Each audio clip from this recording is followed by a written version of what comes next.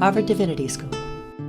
Stranger in My Own Land, Palestine, Israel, and One Family's Story of Home, April 8th, 2024. We're delighted you're here to join us for this, what will no doubt be a very fascinating presentation by our speaker, Fida Jiryis.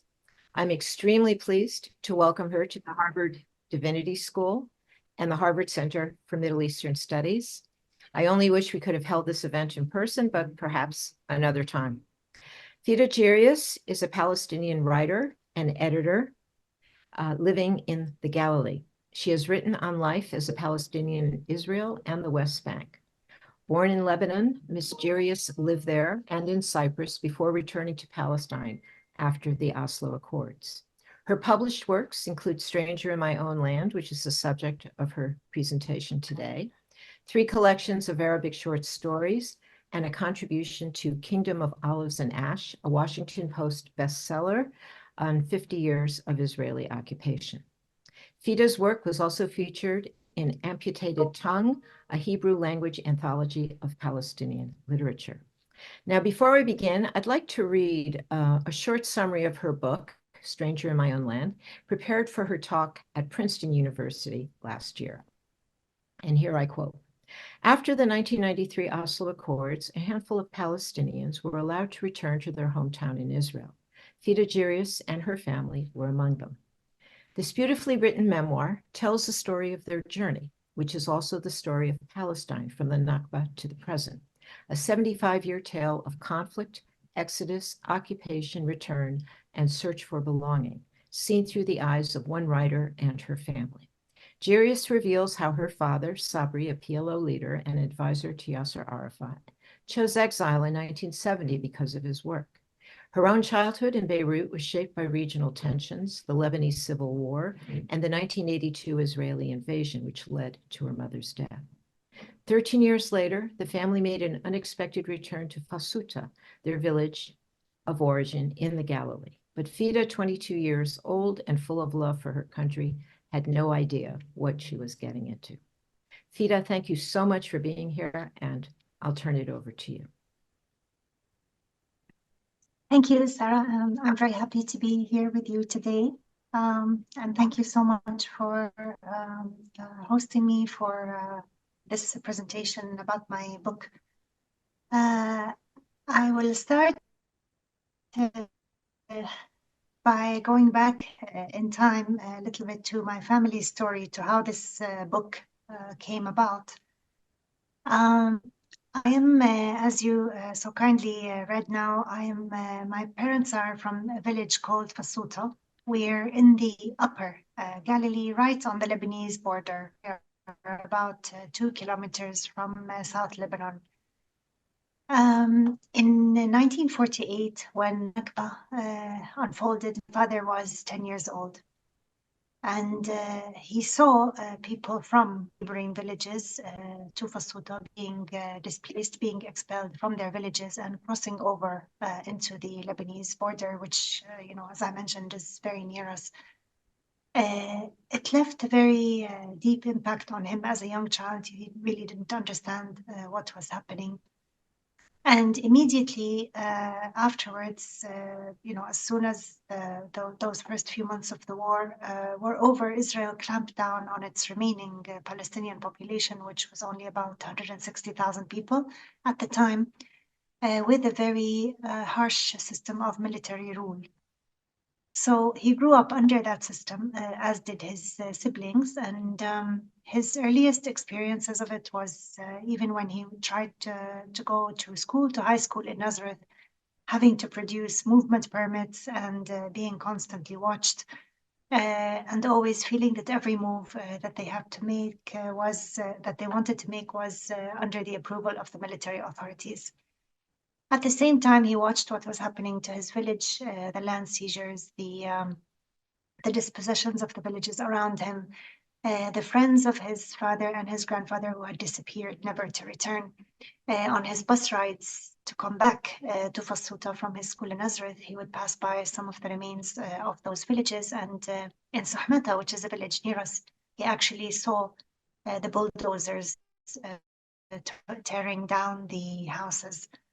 The new Israeli government proceeded to conduct a project, what it called cleaning up the Galilee, basically removing the remains of the Palestinian villages, both to prohibit their owners from returning, the owners of the houses, and also to create a new reality on the ground, as though those villages had never existed. All of this left a very deep impact on him, and that generation really grew up a lot faster than normal, than it should have. In high school, he was already reading newspapers. He became a Nazarite at a young age, and he was really getting to know the political developments in the Arab world around him as much as he could from the newspapers that were allowed in, that he could read at the time. He resolved to try to become a lawyer because he knew that what was happening was something very, very wrong, and a grave injustice was taking place. And he somehow felt, even as a young man, that he wanted to be in the know, to do something about it, to be involved. And sure enough, he was the first young man from Fasuta to go to the Hebrew University to study law. Which in itself was a very strange experience for him, because the number of Palestinian students at the time was very, very small in the Israeli university, and they were largely ignored by the mainstream Jewish Israeli students at the time. Their problems were left for themselves to solve, their alienation in the country, the fact that they had to learn Hebrew, the constant web of movement permits and study permits and permits for pretty much everything that they had to have, and their travels back to their villages and seeing their families and their friends humiliated on a regular basis in every aspect of life. In the university, he joined, first of all, the Arab Students' Union, and then he became one of the founders of Al-Ard. Al-Ard was a very interesting experience. It was the first Palestinian political movement, you could say, to emerge in Israel after the Nakba. And it campaigned for the return of the refugees, for stopping the land plundering, for removing the military military rule that was in effect. And of course, it was viciously fought by the authorities because of this. My father, along with the other founders, his friends of the movement, endured periods of house arrest and administrative detention and so on. And this continued right up until the Israeli government finally declared the movement illegal and seized all the copies of the newspapers they had tried to print and so on, and pretty much threatened prison for anybody, long-term prison for anybody who would try to continue its activities. After this, in the 1967 war, my father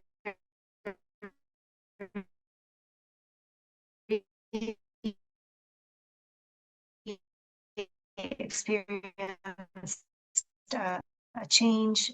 His efforts really to take part crazy tried to run the Knesset elections in 1965, in the Israeli parliament elections. They hoped that if they could gain a seat, they could at least try to influence some of these policies, from the inside. But that was completely turned down and fought. And they were actually, the four founders of the movement were, before the elections, were expelled internally to places in Palestine that had no remaining Palestinian inhabitants. So the state really dealt with them very harshly. And after the 1967 war, my father really understood that there was really no road to peace, that things were completely blocked. And also that Palestinians really had to start taking the reins on fighting their own battle and on realizing their rights, because that war represented a major disappointment after the defeat of the Arab countries, and the point at which the Palestinians understood that they were really on their own. He continued in the meantime to practice his work in law. He worked with Hanna Nakara in Haifa. Nakara was known as the land lawyer, and they defended a lot of cases of land seizure by the state. They tried to rescue as much of the land as possible with peasants and people's ownership documents, the tabu, as it's referred to here. And he continued doing that, but at the same time, he began to make contacts with Fatah, which was emerging at the time. And eventually he joined Fatah, but in secret, until 1970, when my uncle, his younger brother, who had also joined the organization, was caught trying to transport arms from the Lebanese border to the West Bank. He was caught in the car. He was ambushed in the car that he was in with the person who was carrying out this operation with him. They ran from the car, and the police was shooting at them. They ran through the forest and they escaped to South Lebanon. My uncle was injured, shot in the leg. He escaped to South Lebanon and stayed there. He couldn't come back. The authorities very soon found out who he was, the identity of the people who had done this. And my father was taken again to administrative detention, where he stayed for several months. After this, in 1970, he finally chose voluntary exile, and he went with my late mother to Beirut. They left to Greece, and from Greece they went to Beirut. And in Beirut, he joined the PLO in an official capacity. In the beginning, he worked for the Institute of Palestine Studies for a year or two, and then he joined the PLO Research Center and eventually came to direct the center. He worked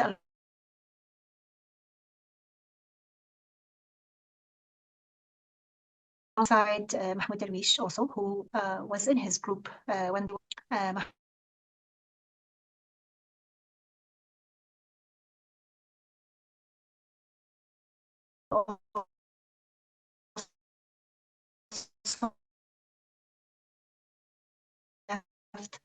And my mother was 5 years old or so.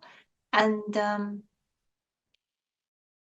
1982, Israel invaded with the aim of driving out the PLO. That I do remember. I have vivid memories from that period. I was 9 years old at the time. And I remember the sense of complete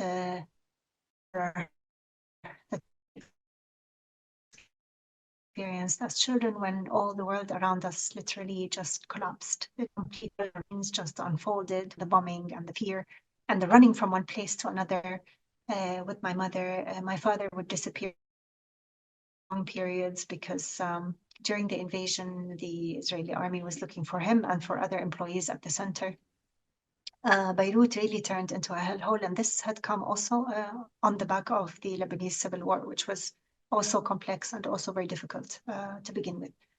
So as young children, we just watched all of this happening. We had no idea what was going on.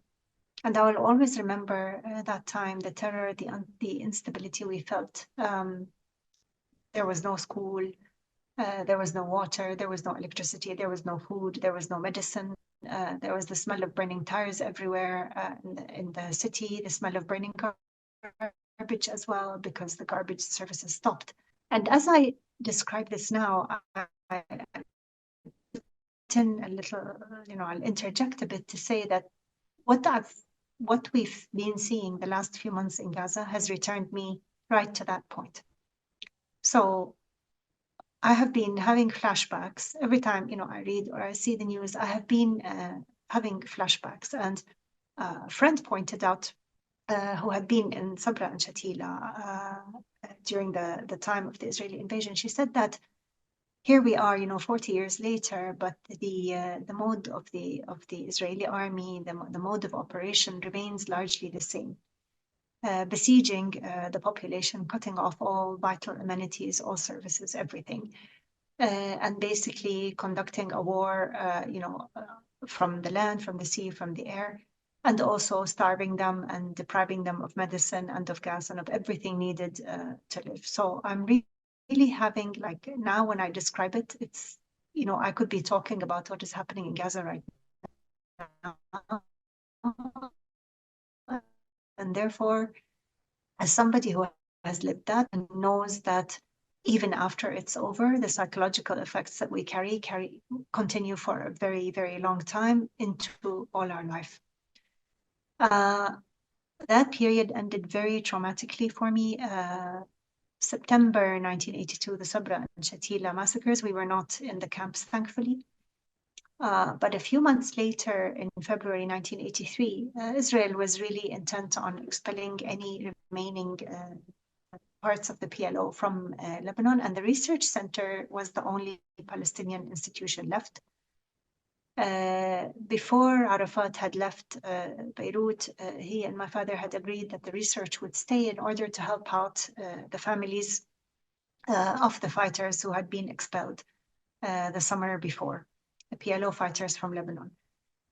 But in February 1983, there was a car laden with dynamite planted outside the center by agents, Lebanese agents of Israel, and it killed 8 employees, including my mother and several passers-by, and injured more than 100 people. The scale of the explosion was horrific, even by the standards of Beirut at the time.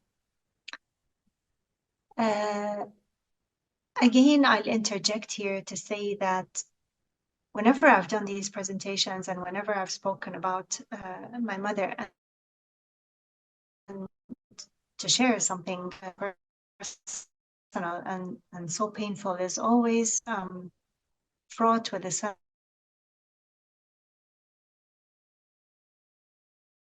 of extreme pain and also disbelief. Like, it's not like the house, you become accustomed to it. It's a loss that you suffer with for all your life. So again, here I'll interject to say that basically, as I follow Gaza, it's another source of massive heartbreak to know how many children have been orphaned, to know how many mothers have been lost, and to know what these children will go through for the rest of their lives. The loss of a mother, the loss of every source of love and care, pretty much like nobody else will ever love you after that. And 3 months after this, we packed up. We were really among the last PLO, PLO affiliated, let's say, Palestinians to leave Beirut, and we went to Cyprus.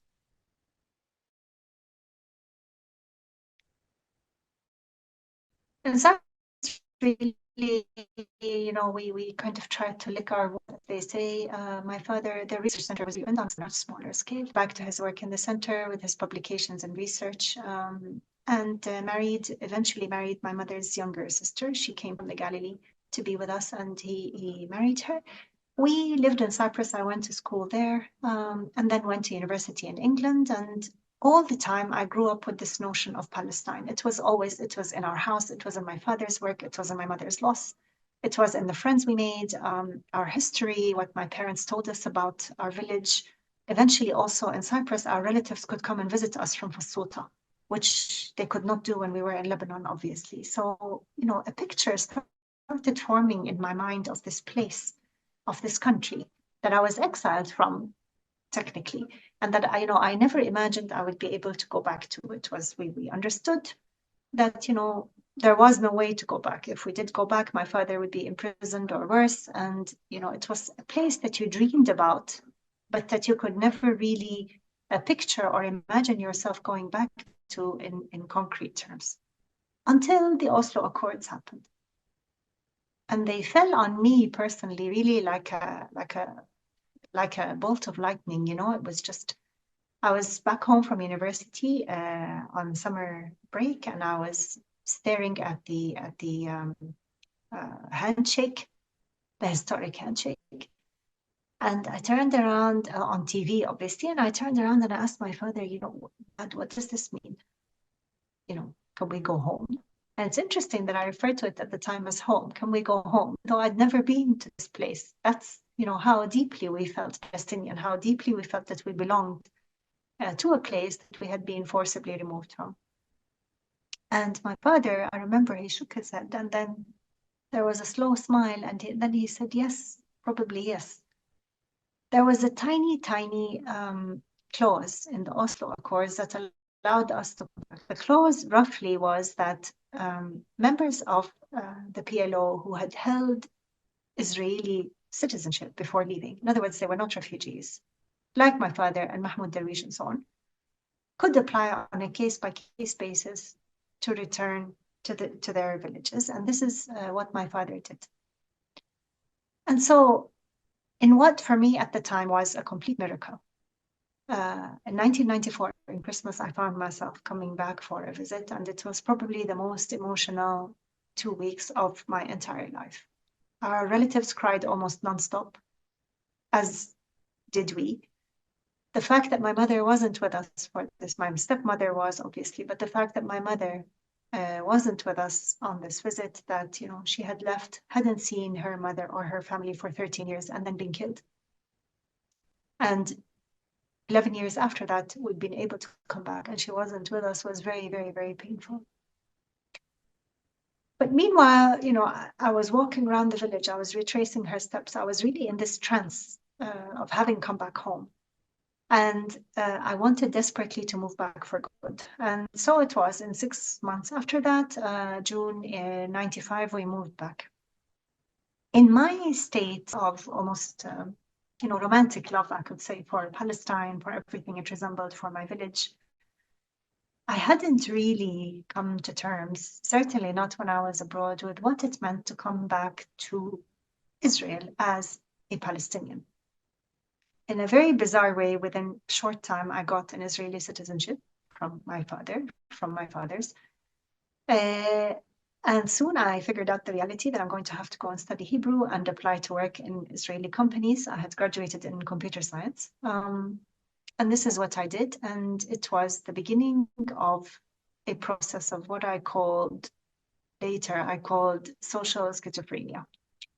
I cannot begin to describe the feelings with my personal history, with everything we had gone through, to suddenly find myself working alongside Israelis who did the best they could to completely ignore the fact that I was an Arab. They would certainly not refer to me as a Palestinian. I was an Arab. They referred to all Palestinians inside Israel simply as Arabs. And for many years, I was really like a lone ship at sea. Gingerly, I tried to make some friends at work. Eventually, I opened up to 1 or 2 friends that I was, you know, I like to think that I was pretty close to at the time about my story. And very soon after, these friendships ended. A few years later, we were at the second Intifada and all hell broke loose in the country.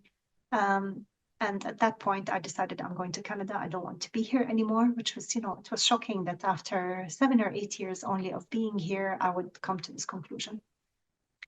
I went to Canada. I was there for 6 years with my husband. I had gotten married at the time. I also got divorced in Canada. And in 2009, my stepmom here got sick. And I returned, but I knew that I couldn't return to be back in Israel. It was just too much. And by chance, I had gone in Christmas to Ramallah to visit some friends, and they told me, come here, you'll find a job. You'll be relatively close to your family. And this is what I did. I moved to Ramallah from 2009, and I lived there until a year ago. And about a year ago, I left and I came back to Fasuto. It's a very long story with a lot of stations in it, but ultimately it meant that I found myself in a somewhat unique position as a Palestinian who happened to experience pretty much the different facets of Palestinian life. In other words, I have lived now inside 48 Palestine or Israel, in the West Bank, and also in the diaspora. And as I put all these threads together, I realized I had to write this story. And I wrote this story for many reasons. But primarily, I wanted to explain the history of Palestine and Palestinians through my own family's story and history. And so I embarked on a process, a long process of both research and interviews to produce this book. as I was writing this book, it felt like I was living the history, certainly in the last parts. I was living the history as well as writing it. My experiences in the West Bank, I mean, the Israeli army incursions, the constant fear, the constant humiliation, the insecurity, the deaths all the time, every other day, especially in the last few years, every other day you would wake up to somebody being randomly killed in a town, in a village, in a refugee camp. The normalization of this all, in the sense that it just became, this is what life was about. The growing, encroaching settlements, the settler violence that had no end, the more and more and more horrific cycle of all this. I was living all that as I was writing about it. I ended the book with the killing of my colleague in Al Jazeera. I worked in Al Jazeera for a while, of my colleague Shireen Bouakli. And as I ended the book, I understood that this history that I was writing about would only continue. When I finished the book and I published it, I had a feeling, and I had had a feeling for several years, that things were really going towards a very big explosion based on the daily reality that I had experienced in the West Bank for 14 years. And I was always talking about this with my friends. I said, things are really going to blow up here. We could never have imagined the scale of what eventually transpired last October. I mean, when I was thinking about it in my mind, most of us were kind of thinking about a third intifada, about things, in the country spiraling out of control again, in terms of the brutal Israeli response and how things would go from there, and how the PA would be, what impact it would have on the PA, and the fact that the PA was kind of standing in the way, as we felt. All these, really complex scenarios, but none of us could have even remotely imagined what transpired last October and the events of the last few months. Last April, 6 months before this war started, I made a decision to leave Ramallah, and I came back to my village. Part of the reason, the biggest part of the reason, is that I just couldn't handle living in that environment anymore. I had really had it. I was really absorbing all of this every day. There was really no outlet. In the last few years, I was really so terrified even of crossing the checkpoints, of coming in and out, that for large periods of time, I suddenly discovered that I was more or less a voluntary prisoner. I would even avoid trips to Jerusalem because I was sick of the trip to Jerusalem having to take 4 hours to get there and back, for a distance of about 5 or 6 miles or 7 miles. And so I left all this, and I decided to come back to my village for a while to figure things out. And I'm working now on translating a book my father wrote, History of Zionism, which is very ironic to be doing this in these circumstances. But the flip side of that is I found myself here in my village on the Lebanese border, and pretty much from October 8th, the shelling began from here into South Lebanon and in return. Within the first few days after October 7, all the Jewish communities, all the members of the Jewish communities, the kibbutzim, the moshavim, and so on around us, all cleared out. They all left. They went to the center and to other places because of the shelling and because of their fear that they would be targeted. So they all left. So what happened was, we got this very surreal feeling of comparison. My father pointed out to me, and I hadn't thought about this. He said, it's very interesting. In 1948, they came and so many Palestinians left. And today, in this bizarre turn of events, we find ourselves staying while they are leaving. All in all, it's been really, really surreal and bizarre. And horrifying, obviously, to watch what's going on in Gaza, but surreal and bizarre to be here as well, because when I try to put the picture together in my mind, I am a Palestinian living in my village inside 1948, inside Israel. The Israeli army is in my village, shelling into South Lebanon, where I was born, incidentally, and it is taking upon itself the proclaimed task of defending me. or defending us or defending itself, or all of the above. And I have never really been able to get my head around it, but more so, as it's the horrifying aspect of the fact that they are firing from our village and from other places as well. So we get to hear the shells as they are being launched, and then you get that, horrifying, eerie whoosh sound as it's flying over the village and into South Lebanon. And you get this gut-wrenching feeling that what you're hearing is most likely on its way to kill somebody. I think it will take all of us a very long time after this to even try and piece together psychologically what is happening to us. What is happening here in no way compares to Gaza, in no way at all. I mean, I'm describing the shelling and so on. Sometimes we get the sirens and we have to go to the shelters, but we're in a position where there is a warning system, where there are sirens and where there are shelters. And people in Gaza have no such luxury. There really isn't a comparison at all. But I feel surrounded by it on all sides. I'm living a part of it. And I'm watching the news every day with, the horror that everybody is feeling and experiencing. And the sense of having our hands tied, really, because on top of everything else, we have really been completely unable to express ourselves here.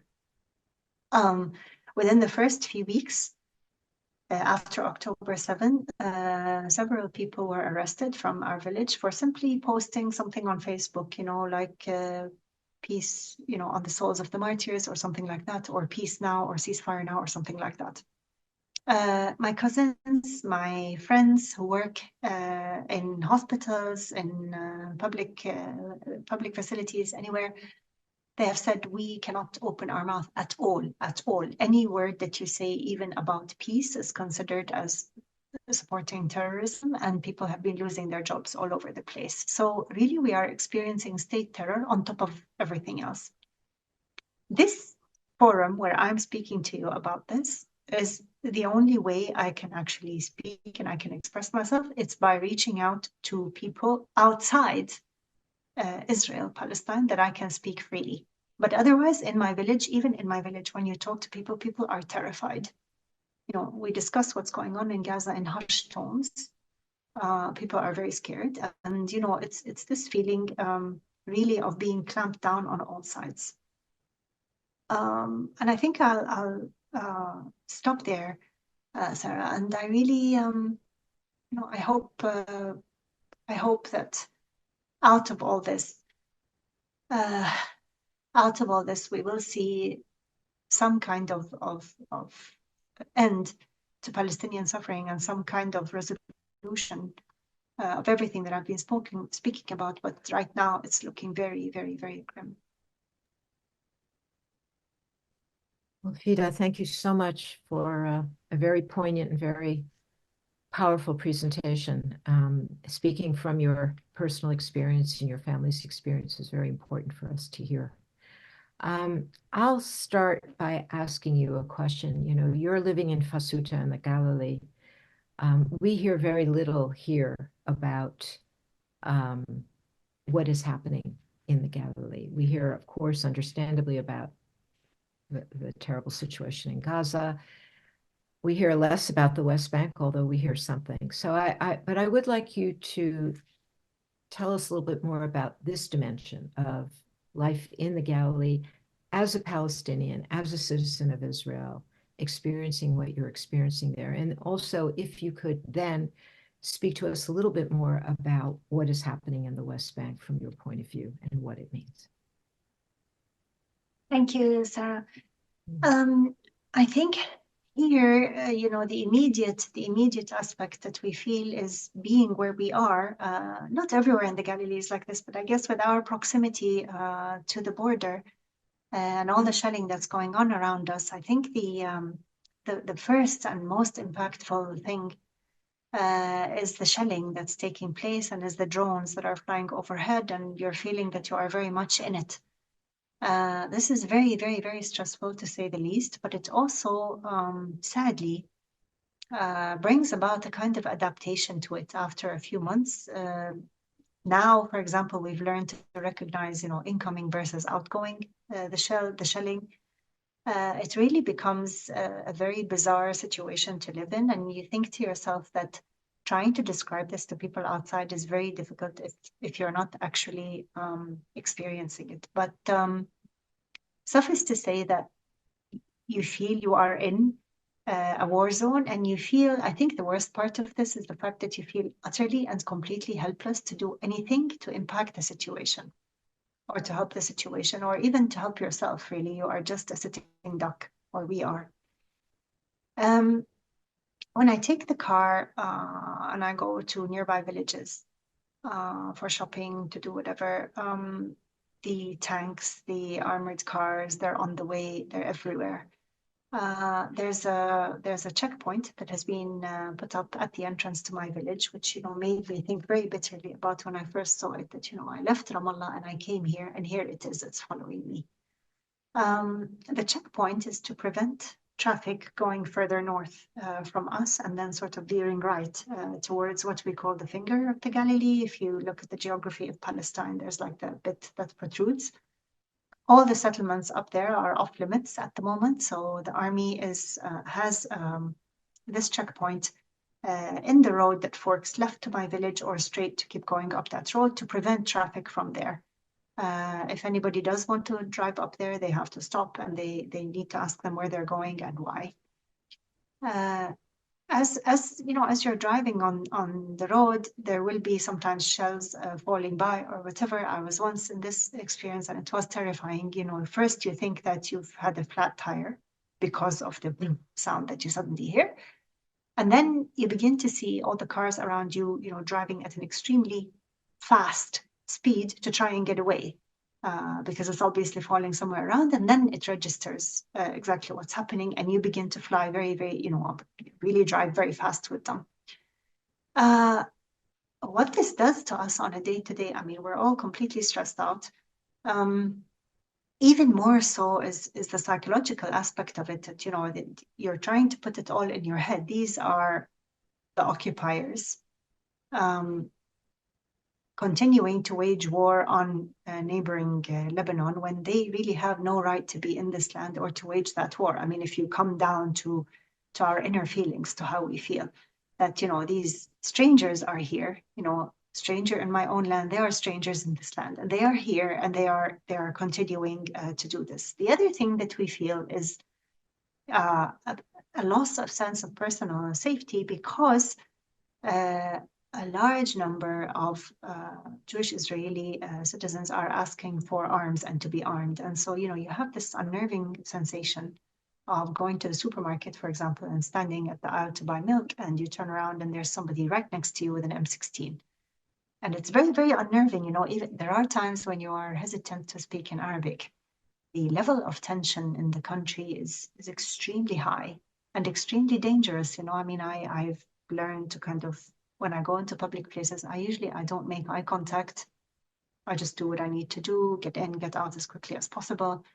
It's all kinds of nuances that we are two people living on this land that have now there's been a complete breakdown of any means of even basic communication. I used to think that this was just me, maybe because of my history, maybe because of, everything that I've seen and witnessed, but I'm also hearing this from friends and from relatives that, the tension is really so high in their workplaces that, things are really, they're about to snap anytime you say anything. This is our situation here, in addition, of course, to the fact that, the local council keeps issuing things and saying, install electric generators if you can get them, make sure that you have amounts of water in the house, make sure you have extra foodstuffs and so on. We are in a state of war. Now, on a personal level, I try to kind of ignore that and just get on with my work. But living this day in, day out, at the same time as watching what's going on in Gaza, just really, really does you in. There's like an internal breakdown that you're not able to really put into words. Maybe this is the first time that I talk about it so openly. In the West Bank, the situation has really deteriorated beyond any fathomable ability, I think, to even really explain it. even from when I was there, before this new wave also, the Israeli army comes in at all hours of the day and night. They arrest people while they are sleeping in their homes. They arrest very young children. They torture everybody. They torture the families. Once they are taken to detention, the families go through hell and back to try and find out what's happened to them or to visit them. The settler violence, the wrecking of people's fields and crops, the attacks on their personal property and their cars and the mosques and the churches and the fields, and pretty much every single aspect of life. The horrible waiting times and infuriation and humiliation people have to go through just to travel from one city to another. Now, since October 7, I hear from a lot of my friends that they simply stopped in between villages and cities. A lot of people aren't able to visit their families, or in some cases, they've lost their jobs. A lot of work has started to be done online because people are simply too scared to be on the roads. And even in Ramallah, I'm hearing from my friends, there's a general sense of a subdued life. The shops, are closing. I don't know now. I wasn't here there in the last month or so, but certainly, my friend was telling me it's very, very subdued. Even the shop owners tend to close up and go home early because of this constant violence. So it really feels like the whole country has just completely disintegrated in terms of social order. And the little that I've been hearing from Israelis when I've gone to public places, or I've, heard snippets of conversation, sometimes even in hospital or somewhere where the nurse will begin to talk to you, or other places where you can feel that the person wants to talk and engage, I'm feeling that they are just as lost as we are. And I'm talking about, the average citizen. I read something interesting yesterday that said that they've done a recent poll, and that a large majority of Israelis understand they don't want Israeli control over Gaza. They understand that they can't do that anymore. Now, whether all of this will eventually lead to some reckoning, to some sanity eventually coming upon this country is anyone's guess. But speaking now from inside it doesn't feel like anyone is drawing any sane conclusions anytime soon. Okay, thank you, Fida. We have a couple questions here. The first one is, has your village been targeted from Lebanon? No, not directly. And this is also the reason that our community stays. In addition to the fact that we have not been given approval from the government to go elsewhere, and for the government to subsidize that the way it does with the Jewish communities. This is something else also. Our local council has been fighting to get us into the list of communities that are allowed to evacuate and to receive subsidies for housing and so on, and that hasn't happened. Which is also another indication of how the Israeli government views its so-called Arab citizens. And for the second question, yes, partly the IDF, I think, is here. They did the same in 2006 in the war with South Lebanon. At the time, I think part of it is that so that the return fire comes back here, although thankfully that hasn't happened. And the other part is simply by virtue of our location, that we are so close, and we are also fairly high up. We're more than 700 meters high up. So it's strategically or militarily, it's not just in the village. We have several military, installments, locations around us, and these have been shelled by Hezbollah quite heavily. What has happened in the village a couple of times is that the Iron Dome will intercept a rocket that's coming in and will explode it, and sometimes remnants of it will fall at certain areas in the village. But so far, we haven't had a direct hit. Having said that, almost every night before we go to bed, I think to myself, you start having these really bizarre thoughts, like if a rocket does fall, like if it falls on the other side of the house and my dad is there, my brother is there. If it falls on my side and I'm here, what if it falls on the neighbors? It's really, you really think, we're just sitting in the middle of this. And it's really, really quite crazy. In the first few weeks when it started, people would be hesitant to take showers. They would keep the doors open to be able to run out very quickly. And then, as I said, it's sad, but you eventually adapt to it. You realize that this is just going to go on and on. Is there I'm just curious, within your village, is there any kind of communication or interaction, I should say, between, Palestinians and Israeli Jews living in the general area? And if so, what is the nature of that interaction? I mean, positive interaction.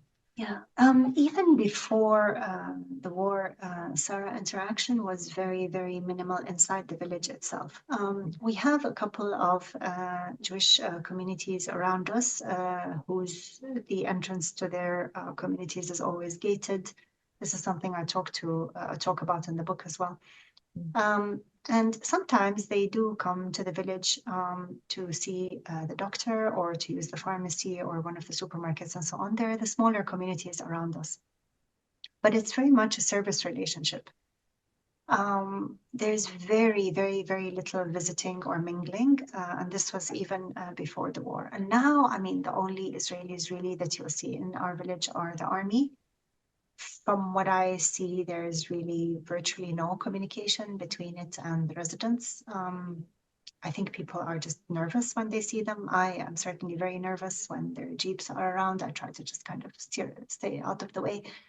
But, as I said, this just brings home even further the fact that two people can be physically in the same space or in close proximity and yet be completely unable to even engage in some form of communication. Tell me, I think I probably know the answer to this, but I'm not sure. What would you want all of us listening to you walk away with? What is the main message you would like to convey to the people on this webinar? The main message is my feeling and the feeling of many people watching this. If we can distance ourselves just a little bit, although it's very difficult, from the scenes of daily horror, because we're mired in what's happening. If we take a step back and we look at it, my feeling is certainly that the state of Israel in its current form, in its current makeup, can no longer be allowed to continue. I feel that there is some kind of unraveling in process of the Zionist project. And I know, it may probably sound more like a fantasy to say this, but there is an unraveling, and I feel that this is my personal feeling, that the degree of viciousness, of brutality that has been carried out is kind of a reflection of the fact that I think Israel is in a place where for the first time it feels a real existential fear. And I think it is beginning to dawn on Israelis. Also, I follow Haaretz and I'm reading quite a bit here. It is beginning to dawn on many of them that we cannot go on like this. We cannot go on occupying and suppressing millions of people forever and expect no fallout. The message that I would like to give to people is that it's very, very, very important to continue work to pressure the American government to change its stance and its policies towards Israel. As long as Israel, and we all know this, as long as Israel has that unequivocal support, it has no breaks. It will just keep on doing what it's doing. Israel needs to really start finally and conclusively to be held accountable by the international community in order for it to start its painful transition towards some kind of normal entity that can exist with others. I'm not going to sit here and talk about, fantasies and returning history and returning and so on. But I mean, at the moment, all we can hope for is a proper ceasefire, is just the chance, proper humanitarian aid to Gaza, a chance to think of where on earth we're going to go to after this and how we're going to get there. But the message for people is certainly the work that people are doing in putting pressure is extremely important, and it needs to continue. Thank you. Needs All right, we to have a continue. couple more questions. Let me give you this one. I've heard that the Yes. Israelis are not seeing the atrocities in Gaza on the news, that they are either denied Yes. or ignored. Are you finding this as well, despite the unraveling you mentioned? Yes, I am. In fact, the ones who are writing these articles and things that I'm reading appear to really be in the know. They obviously follow, they have their own websites and places that they look at. But the general Israeli public, I don't really think is aware to what extent, to exactly what's going on. And also a lot of them have been mired in the concept of revenge and victimhood and so on, which they're used to. I mean, this is the normal tune of things here in Israel, the fact, of victimhood, that they are under attack, that the world hates them, and so on. I'm not sure those segments of people have really progressed at all. In fact, they may have gone the other way in terms of being even more shuttered in on themselves. I do know that for many Israelis, there was a writer I read something for recently, and he said, we were shocked really by the level of hatred that we felt, by the Palestinians who carried out what they did. And that made me pause. It really made me pause, because it's just, it's infuriating to us, the fact that they can be genuinely puzzled at this without having an inkling of what the context is, what the situation is, what has been happening to the Palestinians. Sure, the writers, the intellectuals, they know, but the general Israeli public, I mean, sadly, many of them, certainly not on Israeli media, and you have to really, look elsewhere than the Israeli media to really see what's going on, and most of them don't. In fact, some in our area, I mean, my cousin's husband has a shop, a food shop, a hummus and falafel shop, and one of his Israeli customers told somebody else that I'm not going to him anymore because he has Al Jazeera on TV. There's a denial there as well. They don't want to see. Thank you. Another question is life in your village segregated along the lines of religion? Actually, Fasuta happens all to be Catholic. We have about 3,000 inhabitants here, and they're all the same religion. So it's us and another village called Melia, about 20 minutes from us, and the other villages around us are mixed. You'll find Christian and Muslim, or Christian and Druze. But there's a general sense of calm coexistence between religions in our part, in our part of the country. It's never really been an issue. Well, I don't see any more questions, so I'll end this by thanking you profoundly for a very moving presentation, Fida, and we wish you the very best and hope for the best, as you so aptly described. Thank you so much, Sara. Thank you for giving me this chance, this forum, and I do hope, yes, we speak in better times. Thank you so much. And in person next time, hopefully. And in person next time, hopefully. Thank you very, very much. Thank you. And thank you all for attending. Bye. Sponsors: Religion and Public Life's Religion, Conflict, and Peace Initiative and the Middle East Forum at the Center for Middle Eastern Studies at Harvard. Copyright 2024, the President and Fellows of Harvard College.